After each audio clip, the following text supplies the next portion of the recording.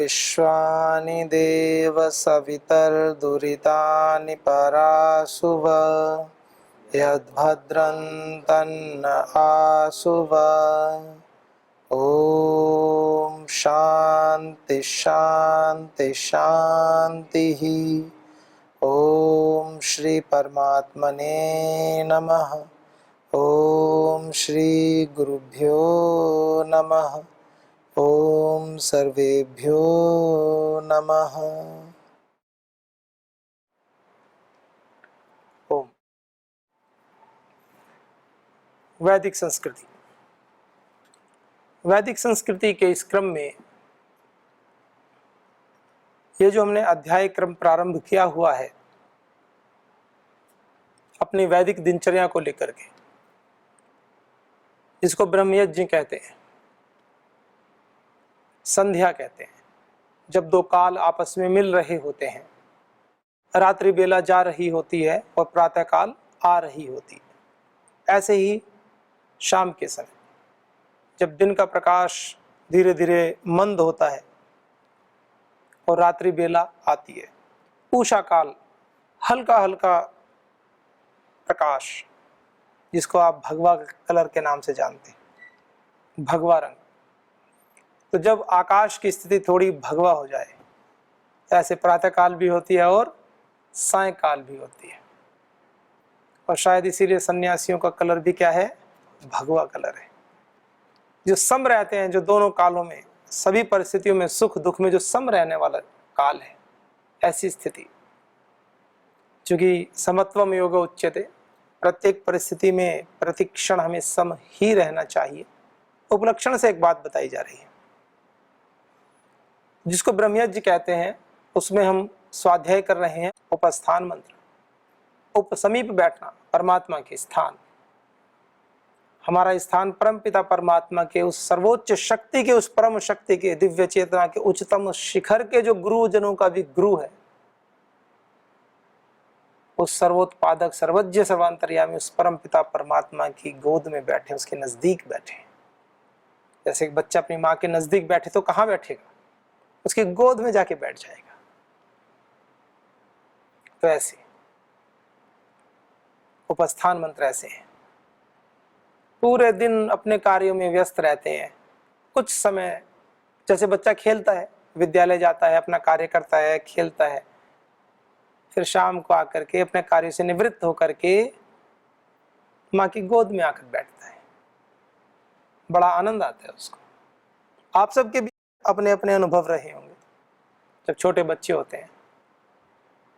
हम बड़े भी हो जाते हैं तो भी, चलो बड़े हो गए, माँ की गोद में तो क्या बैठे, पता चला कि खुद 80-90 किलो के हैं, माँ बूढ़ी बूढ़ी हो गई है, उसकी गोद में बैठे उसका और दम निकल जाए।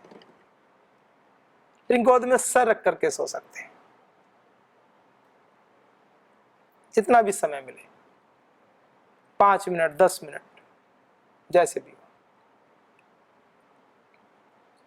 जिस प्रकार से वो सुख हमें अत्यंत प्रिय होता है, तो परम पिता परमात्मा, जो परम पिता में भी परम है, माँ में भी परम, जो हम सभी का सच्चा सखा है, माता पिता की तरह करुणा करने वाला है, उनसे भी कहीं अधिक श्रेष्ठ। माँ कितने साल करुणा कर सकती है? 100 साल, क्योंकि माँ तो जब तक जिएगी तब तक करुणा करेगी ही। आप कहोगे माँ 100 साल कैसे करुणा कर सकती है? भाई 20-25 वर्ष की अवस्था में शादी होती है, उससे पहले तो माँ नहीं होती है ना। लेकिन उनको भी क्या कहा जाता है? मातृशक्ति, और माँ का रूप ही है। लेकिन परमात्मा तो ऐसी सत्ता है, सर्वोच्च सत्ता है, जो तीनों कालों में हमारे अंग संग विद्यमान है, हमारा ध्यान रखता है, इसीलिए उसको कालातीत कहा गया है। तो ऐसे ईश्वर का जब हम सानिध्य प्राप्त करते हैं, ऐसे ईश्वर की सन्निधि में जब हम रहते हैं, उनके नजदीक बैठते हैं, तो सहज ही हमारे जीवन के दुर्गुण हैं, दोष हैं, वो धीरे धीरे धीरे धीरे नष्ट होने लगते हैं।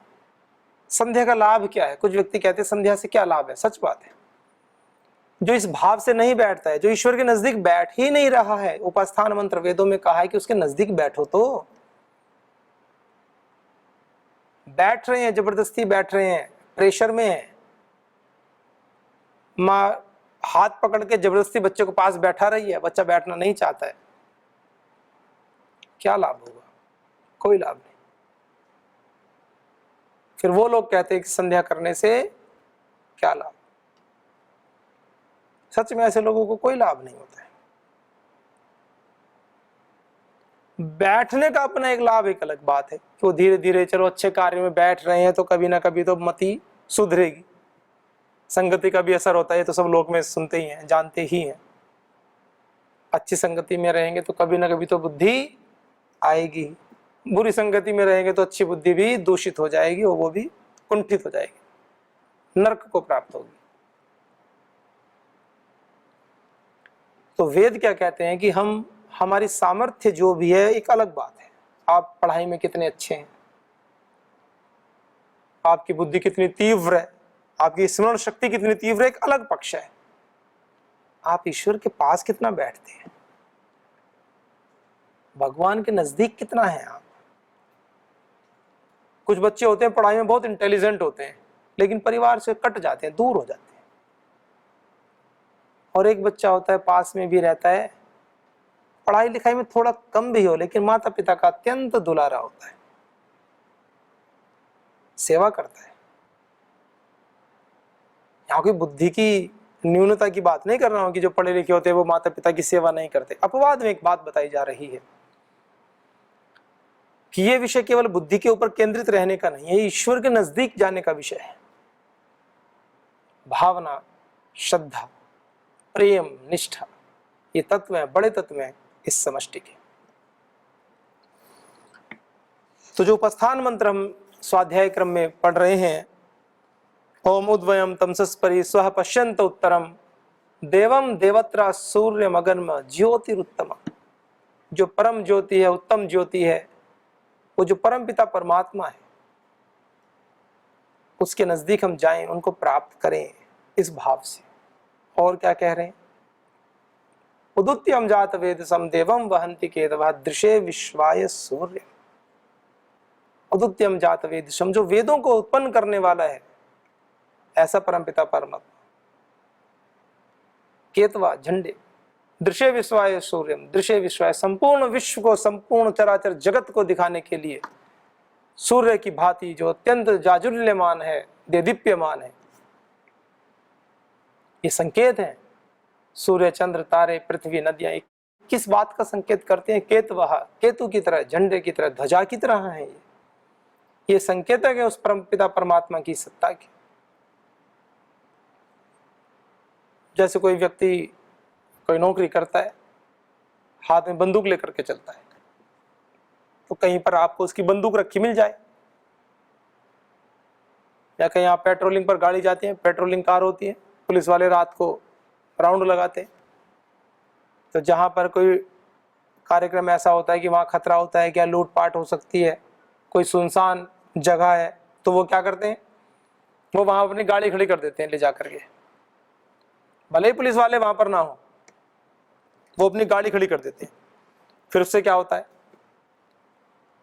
वो गाड़ी देख करके जो चोर होते हैं, जिनके हृदय में कुछ कुटिलता है, जो कुछ गलत करने की भावना रखते हैं, वो क्या करते हैं? उस गाड़ी को देख करके उनको भय लगता है, उनको लगेगा कि कहीं आसपास जरूर यहाँ पुलिस वाले हैं, अब हमें गलत कार्य नहीं करने। वो गाड़ी क्या हो रही है? उसके लिए केतु का काम कर रही है। वो गाड़ी उसके लिए ध्वजवाहक है।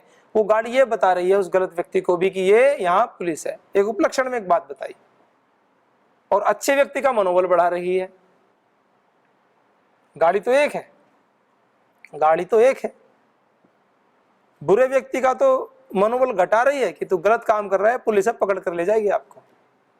और अच्छा व्यक्ति, सज्जन व्यक्ति, उसका मनोबल बढ़ रहा है, अरे तो यहाँ तो पुलिस है, कोई बात नहीं, निसंकोच होकर, निर्भय होकर के आगे जाए। और वहां पुलिस नहीं है, केवल गाड़ी खड़ी। हो सकता है पुलिस वाले 100 मीटर दूर, 200 मीटर दूर कहीं चौकी पर बैठे हो, या कहीं घूमने गए, कहीं राउंड पे निकल गए हो थोड़ा बहुत, उस एट दैट पॉइंट, उस स्पॉट पर नहीं है। केतवा, केतु ध्वजा की तरह। तो सूर्य, चंद्र, तारे भी ईश्वर की सन्निधि, ईश्वर को याद कराते हैं। कोई व्यक्ति गलत कर्म करता है तो वो देखता है सूर्य को, चांद को, तारों को, पहाड़ों को, उसको परमात्मा की याद आनी चाहिए कि परमात्मा तो सब जगह है। बचपन में कहानी सुनते थे ना खरगोश की। जंगल में एक सूचना फैल गई, सारे पशु पक्षी, खरगोश, हिरन, मृग आदि सारे पशु दौड़े जा रहे हैं, दौड़े जा रहे हैं। तो शेर को बड़ा आश्चर्य हुआ कि सारे कहाँ जा रहे हैं। तो शेर ने पूछा एक को रोक करके, लोमड़ी को, कहाँ जा रही हो, बड़ी जल्दी में हो। उसने कहा भागो, आसमान गिर रहा है। सारे दौड़ने लगे पीछे पीछे। ऐसे कहते हैं घर के बड़े बुजुर्ग क्या कहते हैं, कोई कार्य होता है भगवान देख रहा है। कोई छोटी सी बात हो, कुछ भी हो जाए, घर के बड़े बुजुर्ग जो बहुत ज्यादा पढ़े लिखे नहीं है, जिन्होंने पीएचडी डिलीट नहीं कर रखी है, जिन्होंने बहुत बहुत पढ़ाइयाँ नहीं कर रखी हैं, जो प्रोफेसर डॉक्टर नहीं है, जो साधारण गांव के साधारण, कोई वैज्ञानिक नहीं है, कोई बड़े अधिकारी नहीं है, सामान्य परिवार के व्यक्ति, वो कहते हैं गलत कर्म मत करो, भगवान देखता है, ऐसे बोलते हैं। नहीं तो लोग मिथ्या ज्ञान में जीते रहते हैं। आकाश गिर रहा है, आकाश कैसे गिरेगा भाई, पता ही नहीं चलता जीवन कहाँ जा रहा है। तो ये ध्वजवाहक की तरह हमें उस विषय की याद दिलाते हैं, ईश्वर की सत्ता की याद दिलाते हैं कि कोई है। जब प्रकाश की रश्मियां, सूर्य की रश्मियां इस धरती पर आती है, नया जीवन लाती है, नए जीवन के साथ साथ ये संदेश भी तो लाती हैं कि वो ईश्वरीय सत्ता है। सूर्य जीवन दे रहा है तो कोई तो हेतु होगा, कोई तो निमित्त होगा, किसी ने तो कहा होगा, किसी के नियमों के अनुसार, रीति नियमों के अनुसार तो वो गति हो रही है। कुछ तो है इस समष्टि में ऐसा, उसकी याद कराता है। चंद्रमा याद कराता है कि वो सोम स्वरूप भी है, शीतलता प्रदान करने वाला है, शांति प्रदान करने वाला है, समस्त औषधीय तत्वों से युक्त करने वाला है सभी वनस्पतियों को। ये सब ईश्वर के केतु हैं, ध्वज हैं, जो उसके होने को हमें बताते हैं, सिद्ध करते हैं। दृश्य विश्वाय, समस्त विश्व को, समस्त चराचर जगत को दिखाने के लिए, जितना भी चर अचर जगत, जड़ जंगम जितना भी।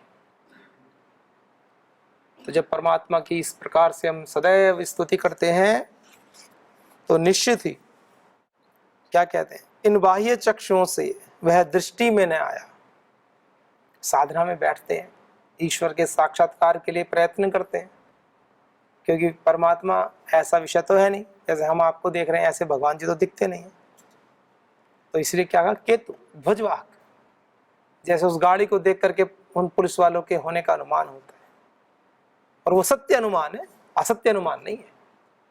वैसे इन सब जगत की रचना को देख करके उस विधाता का हमें ध्यान रहना चाहिए, बोध होना चाहिए, और उनको जानने का प्रयास भी करना चाहिए। केवल इतना ही नहीं कि सुबह उठे, पहाड़ों के दर्शन कर लिए, सूर्य के दर्शन कर लिए और बस जीवन का लक्ष्य पूरा हो गया, ऐसा भी नहीं है। ये तो हमें याद दिलाते हैं कि परमात्मा है, अब उसको पाने का प्रयत्न करना चाहिए। तो कह रहे हैं इन बाह्य चक्षुओं से वह दृष्टि में न आया, चाहा पता लगाना उसका पता न पाया। होकर निराश जब मैं घर लौट आ रहा था, सृष्टि का जर्रा जर्रा प्रभु गान गा रहा था। ये उसके लिए जो व्यक्ति खोजते फिर रहे हैं, लेकिन सृष्टि में जो इतने ध्वजवाहक हैं, सूर्य चंद्र तारे, इतने सब मनुष्य, एक हो हम बहुत श्याम है, मैं एक हूँ बहुत हो जाओ, परमात्मा की प्रतिज्ञा है, पूरी सृष्टि की रचना कर दी। तो इतना सब विचित्र संसार देख करके भी जिसके मन में परमात्मा के प्रति श्रद्धा भाव, उसकी सत्ता के प्रति अभाव, ये भाव, ये बोध बना हुआ है, उसको तो विशेष चिंतन करना चाहिए। एक छोटी सी चीज भी हम देखते हैं तो उसके पीछे भी बनाने वाले का ध्यान आने लगता है। और समस्त ब्रह्मांड को तो छोड़ो, जब आप अपना चेहरा शीशे में देखते हो तब ध्यान नहीं आता है क्या ये पिंड किसने बना दिया। कहेंगे माता पिता ने बना दिया, माता पिता ने बना दिया तो किसी की आंख खराब हो जाए एक और ले लो, कि माता जी थोड़ी आंख खराब होगी एक दे दो, माता जी किडनी खराब होगी एक और दे दो बना के। अगर माता पिता ही बनाने वाले हैं अल्टीमेट, जैसे किसी मोबाइल में कोई स्पीकर खराब हो जाए तो बनाने वाले के पास जाएंगे, वो दूसरा निकाल के दे देगा क्योंकि उसने बनाया है। कहीं कोई चीज खराब हो जाए, पेपर खराब हो जाए तो जाकर के ले लेंगे, नया पेपर ले लेंगे, नई पुस्तक छपवा लेंगे, प्रिंट करवा लेंगे, क्योंकि उसने बनाई है, छापी है। किसी की किडनी खराब हो जाए, लीवर खराब हो जाए, आंतें खराब हो जाए तो ले लो माता पिता से। किसी के 2 बच्चे, 3 बच्चे, 4 बच्चे, ले लो, 1-2 तो ले लो। कहो कि माता जी थोड़े से 2 आंखें बना दो, 3 आंखें बना दो, किडनी बना दो। अगर बनाने वाले हैं तो बना देना चाहिए ना, सीधी सी बात है ना, इसमें लंबा चौड़ा। वो निमित्त बने हैं, उनको ही नहीं पता क्या चल रहा है अंदर। विषय ये है, माता को नहीं पता है कि मेरे अंदर क्या क्रियाएं चल रही हैं, किस प्रकार के मांस के पिंड से कैसे हाथ आ रहे हैं, कैसे पैर बन रहे हैं, कैसे बुद्धि बन रही है, कैसे हार्ट बनना है, कैसे आंखें बननी है, कैसे नाक कान हाथ पैर कैसे बन रहे हैं। माता को भी नहीं पता, पिता को भी नहीं पता। कौन है बनाने वाला? कोई तो है, कोई तो है जिसके नियम के अनुरूप सारा कार्य चल रहा है लगातार। पूरे शरीर की ऐसी रचना, कहीं कोई सुई धागा नहीं है। उंगलियां ऐसे आगे आगे आती, आगे आगे बंद हो गई, यहां से नाखून निकलना शुरू हो गया, आगे आगे बढ़ना बंद हो गया, साइड में बैंड हो गया, कहीं कोई टाका नहीं लगा हुआ, कहीं से खून नहीं निकलता है, बाहर से अंदर जाने का कोई प्रोसेस नहीं है, जबकि सारा खुला है। अंदर से बाहर तो आ सकता है पसीना, बाहर से अंदर पानी खूब डालो, अंदर नहीं जाएगा। क्या विचित्र माया है! ये विचित्रता नहीं है, ये ईश्वर की कारीगरी नहीं है, ये चमत्कार नहीं है, ये उसकी सामर्थ्य को नहीं दर्शाता क्या? कितने चमत्कार!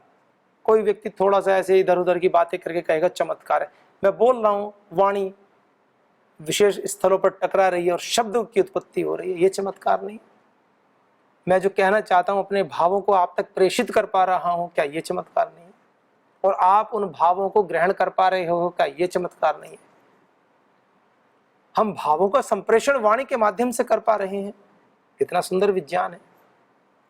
कैसे संभव? उस ईश्वर की कैसी महिमा, कितना ज्ञान उसने सहज हमें दिया हुआ है। अपनी बात दूर तक पहुंचाने के लिए हमें कितने साधनों की आवश्यकता होती है। कहीं टावर लगाएंगे, कहीं फोन बनाएंगे, सब बना सकते हैं, लेकिन वाणी के संचार का माध्यम जो ईश्वर द्वारा प्रदत्त है, उसका ही सहारा लेकर के करते हैं। उसके बिना संभव ही नहीं है। जब शब्द का संचरण वायु में होता है, उस माध्यम से ही आवाज पहुंचती है। कंपनियां तो यहाँ टावर लगा सकती हैं, और दूसरी जगह टावर लगा सकते हैं, लेकिन बीच में जो आदान प्रदान का जो माध्यम है, वो तो उन्होंने नहीं बनाया, वो तो उस प्रकृति का बनाया हुआ है। उसका सहयोग लेकर के बनाते हैं, पैसे अलग से लेते हैं, प्रकृति को तो कुछ नहीं देते। जरा सी आंधी आ जाए तो उनके सिग्नल कट जाते हैं, क्योंकि संचार का माध्यम टूट गया। टावर तो खड़े हैं, लेकिन माध्यम तो टूट गया। सब कुछ तो दिया है हमें। ऐसे ईश्वर ने, जिसने इतना विचित्र संसार बनाया है, हमें सब कुछ दिया है, उसका गुणगान न करें, उसके पास ना बैठे, उसके आनंद को ना ले, ये तो कृतज्ञता जैसी हो गई। कृतज्ञता को एक बड़ा पाप मानते हैं, अपराध मानते हैं, कि जैसे कोई माता पिता बचपन से हमें पाले अच्छे से, कोई हमारे प्रति अत्यंत गुरुजन उपकार करें, अत्यंत करुणा की दृष्टि रखें, हमें पढ़ाए लिखाएं, हमें अत्यंत योग्य बनाएं, और जब हम इस लायक बन जाएं, फिर हम गुरु जी को, माता पिता को, सबको एक साइड में कर दें। ये तो अच्छी बात है सदैव। और सामान्य व्यक्तियों के लिए तो बात है ही, जो इस सन्यास मार्ग के पथिक है उनके लिए भी, जो इस दिव्य पथ के पथिक है उनके लिए भी स्थूल रूप से सेवा नहीं हो सकती है, भावों से करें। सन्यासियों के लिए कुछ कर्म ऐसे हैं कि जो उसमें समावेश हो जाता है। जब हम समष्टि को समर्पित करके इस भाव से, समाज कल्याण के भाव से अपने जीवन को आगे बढ़ाते हैं, तो शारीरिक जो माता पिता है, शरीर का धर्म के जो माता पिता है, उनकी सेवा प्रकृति की व्यवस्था के अनुरूप होती है। ये नितांत सत्य है। गुरुजनों की सेवा करें, जिन्होंने इस पथ पर आगे बढ़ाया, और तो और उस परमपिता परमात्मा जिसको कहा स एष पूर्वेषाम अपि गुरु काले नानवच्छेदात्, जो काल की सीमा से भी परे है, गुरुजनों का भी गुरु है, उनके सानिध्य में जाएं, उनकी सेवा करें। उनकी सेवा कैसे करेंगे? भगवान की सेवा कैसे करोगे? कैसे संभव है? जब भगवान जी सामने दिखते नहीं तो सेवा कैसे करोगे? और भगवान जी का शरीर ऐसा है नहीं जैसा हमारा, तो कहाँ दबाओगे पैर, कहाँ सर दबाओगे, कैसे पानी पिलाओगे, कैसे भोग लगाओगे? लगाना भोग कुछ तुमको, यह अपमान करना है, अपमान। ऐसी एक बात बताई जा रही है, कोई ऐसा अपमान का भाव नहीं है, एक शब्द बताई जा रही है। लगाना भोग कुछ तुमको, यह अपमान करना है, खिलाता है जो सब जग को, उसे कैसे खिलाऊं मैं? हम परमात्मा को कैसे भोग लगा सकते हैं? भगवान जी लो थोड़ी सी रोटी में सब्जी लगा करके, खीर लगा करके भगवान जी के सामने, लो भगवान जी पहला भोग आप लगाओ। वो भोग देने वाला ही परमात्मा है। वहां पर बात श्रद्धा की आ रही है ना? कोई एक अलग विषय है कि कोई अहंकार अभिमान से नहीं करना चाहिए कार्य, और विनम्रता, हमारे हृदय में विनम्रता है।